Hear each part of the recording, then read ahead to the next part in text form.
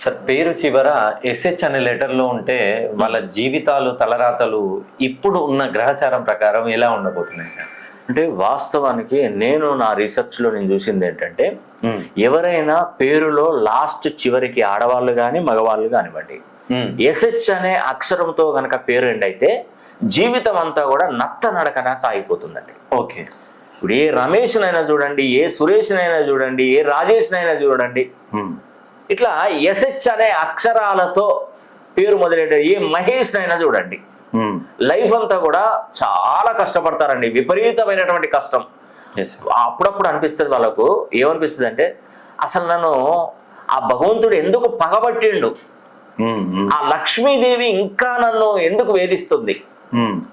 ఏ రోజైనా అసలు నార్మల్గా తెలియలేని వాడికి డబ్బులు వచ్చి పడుతున్నాయి, డబ్బులు సంపాదిస్తున్నాడు, కోటీశ్వరుగా చలామణి అవుతున్నాడు, నేను ఇంత నిజాయితీగా ఉండి ఇంత ధర్మబద్ధంగా న్యాయబద్ధంగా నేను జీవితం ముందుకు నడిపిస్తూ ఎవరికి ఏ అన్యాయం చేయకుండా నేనుంటే నాకు జీవితం ఎందుకు బాగుపడట్లేదంట.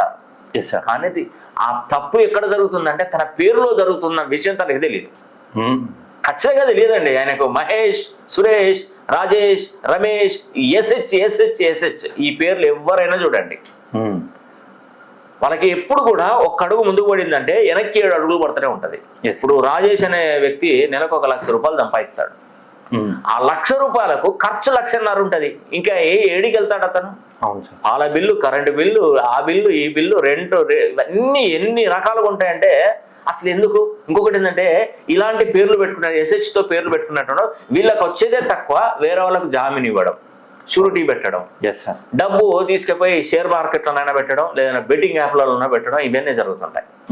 సో ఈజీ మనీ కోసం ఎవరికైనా ఓ 3 చొప్పున 4 చొప్పున వస్తాయని చెప్పేసి డబ్బులు వాళ్ళకి ఇస్తారు, అక్కడనే ఇరుక్కపోతాయి మొత్తం. ఎవరైనా వ్యాపారం చేద్దామని వ్యాపారంలో పార్ట్నర్షిప్ వ్యాపారం ఇస్తే ఆ పార్ట్నర్షిప్ ఇలా ముంచేస్తారు. ఒక ఇల్లు కట్టుకుందామని ఒక బిల్డర్కి ఇస్తే ఆ బిల్డర్ ఆ డబ్బులు పట్టుకొని వెళ్ళిపోతాడు.